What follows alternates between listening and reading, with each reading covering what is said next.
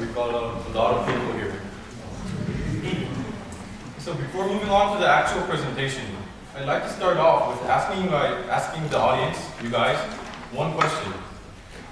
When you guys get to pick a job, what are your greatest values?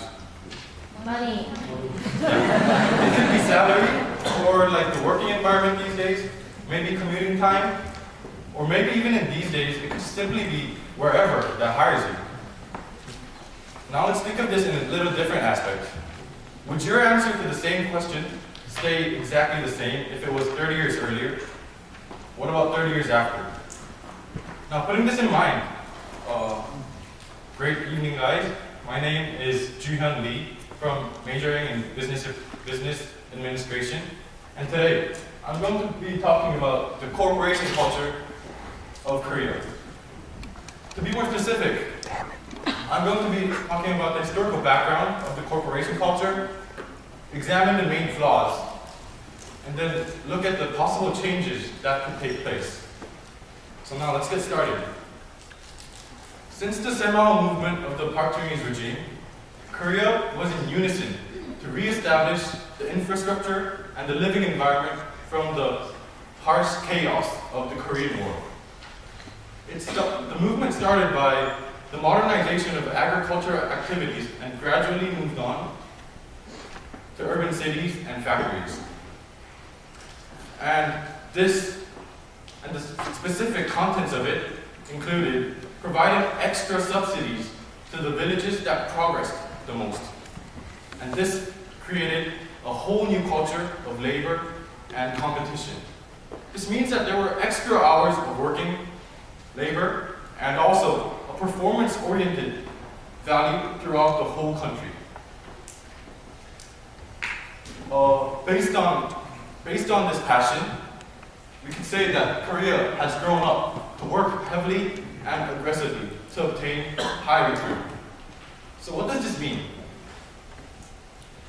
To examine this and to give credibility to the statement, this is a chart from OECD and talking about the working hours of each country.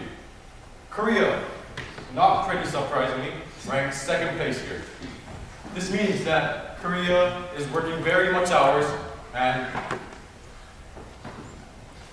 works very much hours and supports the fact that Korea is working aggressively and heavily. And since in the 21st century, where the people of Korea have sacrificed so much time and effort to recover from the economic crisis, is it still necessary for Korea to work with the past norms? To examine this, there are two questions that needs to be answered. First of all, are the high labor hours actually effective? This is a chart comparing the productivity on the x-axis and the working hours per person on the y-axis. And as you can see, countries working a lot of hours actually seem to lack in productivity. In fact, this graph is forming a declining slope, which reflects the meaning that maybe countries working less work with more productivity. And this means that countries working a lot, the hours that Korea has worked actually and maybe weren't working that productively. And secondly, are employees still simply seeking high returns? In the past, we had a distinct goal to pursue and seek high return. In other words, money, high salary. But is this still true? From a research center called Universum, which is #1 in human resources, work-life balance and the working environment are also a main factor when considering a new job. And this means that despite the high or low salary, the working conditions are also within and out of the environment are also a key factor to consider when considering a new job. Based on what we have examined, we we can see that our existing corporation culture are definitely not the most effective nor the most ideal culture that we're practicing. We have come so far practicing the culture that we knew wasn't the best we could do for such a long time. In fact, it is time to adjust.